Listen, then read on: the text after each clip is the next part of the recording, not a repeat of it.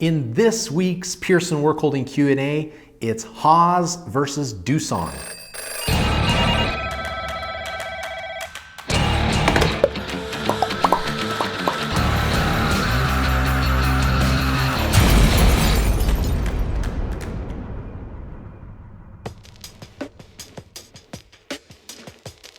Okay, in this week's Pearson Work Holding Q&A, I get the question, Jay, I'm thinking of purchasing my first lathe, and I see you have Haas mills and Doosan lathes.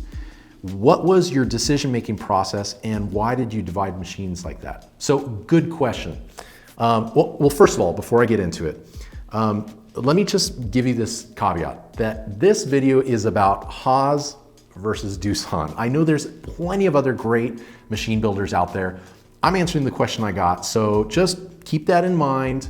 Put down the beer and the keyboard, okay? That's not a good mix for this video. Just talking Haas and Doosan from my perspective. So, digging in, I would say, well, let me tell you the story of why we have Haas machines. My first machine was a Haas mini mill. Got used to it. It kind of became my standard. Now, when it came time to purchasing a lathe, I hired my right-hand man to this day, John Clifton, in 2014, and he was a lathe guy. We do around the company, we have majors and minors. That's how we divide up our work or expertise. I would say that he majored in lathes, minored in milling. So when John started working for me December 2014, I said, hey, we've been farming out all our lathe work. We're gonna pull it in. What lathe do we need to hit the shop floor where we can start producing turned parts on day one or within a reasonable amount of time? He had worked on several different brands.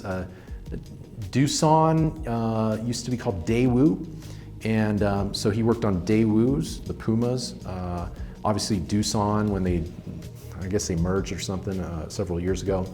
Was another Ganesh. He really liked Ganesh lathes, and one other brand I can't remember. Maybe Hardinge.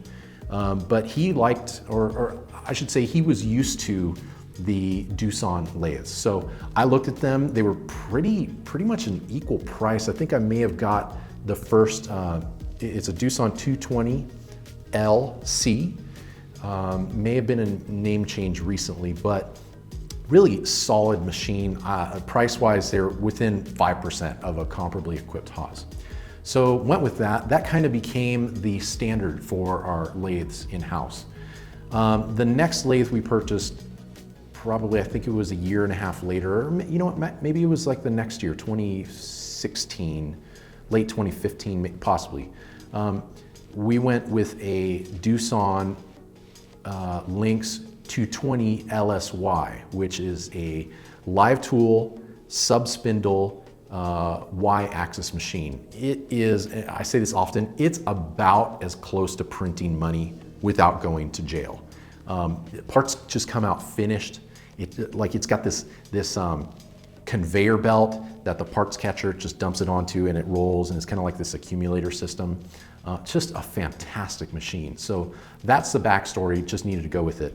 I've had the privilege of having lead engineers from Haas and Doosan visit our shop to get my personal opinion of the machines we own, the competition.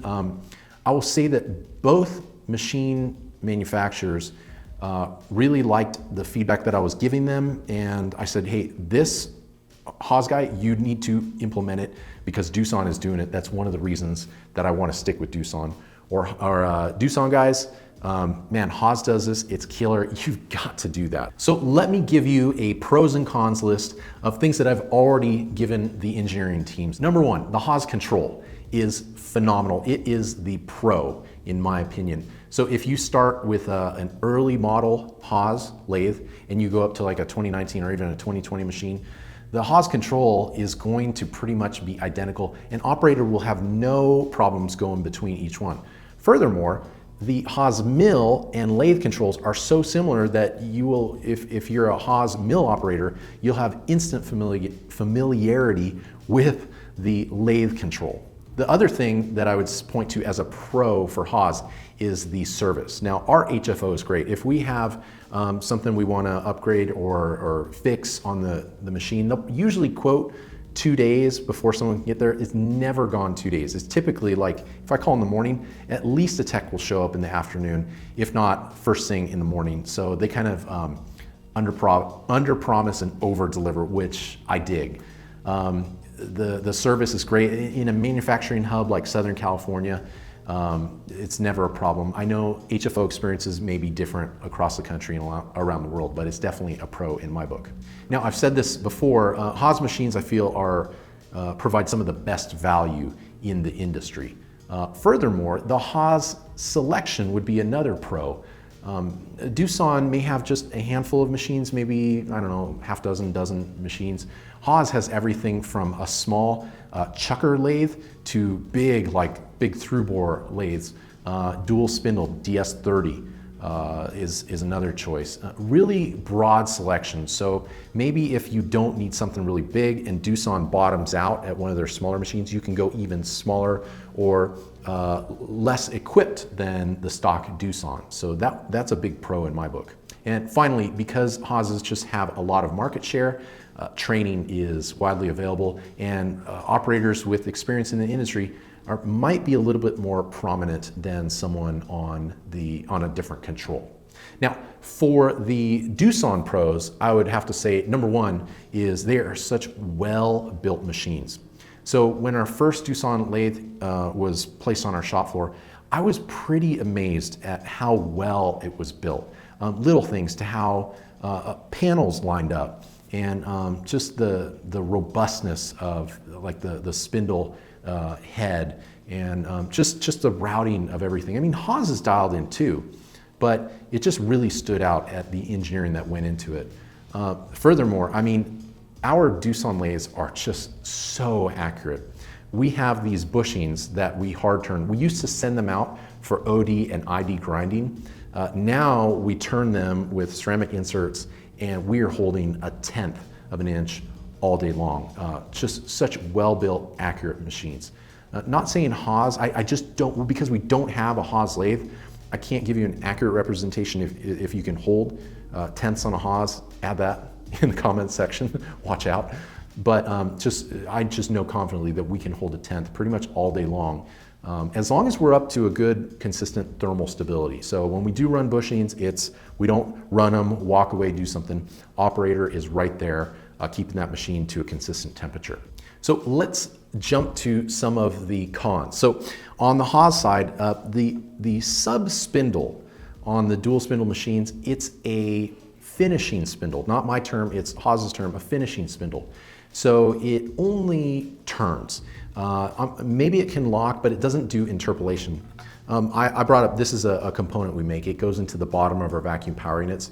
This comes off complete off of our Doosan lathe. Now, the first operation, it starts with round bar stock. It turns and machines the profile, also chamfers it. Then the sub spindle comes in with a 5C, grabs the round portion, pulls it back, and then we index and drill with a special stepped drill to drill and counterbore. And we also use the edge of that drill in a chamfered section, because it's a step drill, to go around and chamfer the edge of the part, interpolating it as we go. Yes, we are able to chamfer with a stub length custom step drill. And so this part comes out beautiful, and it comes off finished off the Doosan. We couldn't make this part. Technically we could, but we couldn't make it on the Haas because the sub spindle only spins. If you had the Y-axis, which ours does, yes, you could do all of that. In the second operation, drilling with the Y moving. But we choose to index to do these holes, so that's a really nice thing. On the smaller machines, the Haas cons, the ST10 and 15, I believe the turret is a VDI turret only, whereas BMT is available on not only the Doosans but on the Haas machines. That is such a more robust live tool configuration. I feel that VDI was kind of like an afterthought. Hey, let's slap on a live tool motor and just power tools axially, and then when you turn them into radial tools. It just doesn't work right. There's just problems, accuracy problems. So BMT is a much better standard for that. Like I said, Haas introduced, I think, the BMT maybe 2 years ago on the larger machines. I'm sure they're going to make it to the smaller ST10 and 15s soon. They're always upgrading those machines. I would say that the cons on the Doosan side is the Fanuc control. I mean, some of the hesitation that I've had, actually all of the hesitation I've had about just taking a deep dive into learning lathes is the Fanuc control. It is not intuitive. From year to year, it's different. It's kind of like Fanuc, very much factually, they offer a generic control and then builders put it on, whether it's a mill, a lathe, plasma, whatever machine you want. It's just not specific to the machine itself, and it really does show. So this is an interesting thing that Doosan did. To bridge that gap of, I guess, a complaint, they created the EOP, or Easy Operator or Operations Package. It is like a different interface on the Doosan control. So instead of working in kind of like a 1990s command line feeling environment, VGA environment, they have a graphical environment that's a little bit more palatable, but again, it's a different environment. So one operator might like the standard, Fanuc based kind of generic version, and then another guy might be more inclined to the graphical environment. It's kind of like putting a Band-Aid on a festering wound that you just need to amputate it. I feel like there should be a fresh start altogether with the Doosan control. When the Doosan engineers are here, I got a little insider information. I don't know if it's insider information, especially because I'm going to share it with you right now, but that Doosan has their own control, but they're only available on domestic machines in South Korea. So I'm like, hey, you guys need to bring that to America. I would love to see that. So that's a temporary con. I would love to see them bring that. Another thing is the fact that they have to bring their machines over here with some standard equipment. And for example, our first lathe, it came with a tailstock. I think we've used the tailstock one time and we really didn't need to, but it was built into the price. It also came with tool holders and tool blocks that some of them we took off and they're still in the box to this day. The chucks, the main and the sub spindle, and actually the main spindle on our 2-axis lathe, we don't really use those. They went straight into boxes. I should have put them on eBay years ago. But we just went to the Royal Quick Grip system on the main and a simple dead length 5C collet on the sub. But I paid for those chucks. And so some of the complaints people say about Haas is they nickel and dime you. Man, I don't think they nickel and dime you. They allow you to choose the exact items that you want on your machine, no more and no less. I would much rather order, if I want a plain cheeseburger, I do not want to order a packaged burger where I take off the lettuce, tomato, pickles, and scrape off the spread and the bacon. Well, I'd leave bacon on. Bacon should be on all burgers. But I paid for those lettuce, tomatoes, and pickles. And so I don't get the argument of saying Haas nickels and dimes people. That's just, I totally reject that. I know that on my Doosan lathes, I paid for things that I don't necessarily use or I would have wanted. This is such a tiny little con on the Doosan side. They don't come with air guns. Okay, so we all use air guns at our machines. We had to drill into the sheet metal, kind of do a DIY air gun. It's fine. It's such a small point, but it's a small oversight that, yeah, I'm gonna throw it on the cons list. So let me bottom line it for you. You cannot go wrong with either machine. Both machines are fantastic machines. What I would say is, the throwback to previous videos, don't go into debt to get a machine or more machine than you need. I would actually, this was a great YouTube comment I just didn't really think about because we kind of don't do it around here, but look for used machines where the first buyer has already taken the hit on the depreciation. If you are going to buy a used machine, like I said, you can't go wrong with either brand, but go for a clean machine.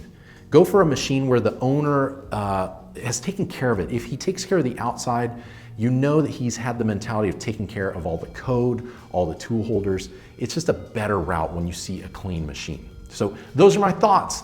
Add yours to the comments below. Let's see what kind of discussion we get on Haas versus Doosan, okay? So until next time, go innovate your production.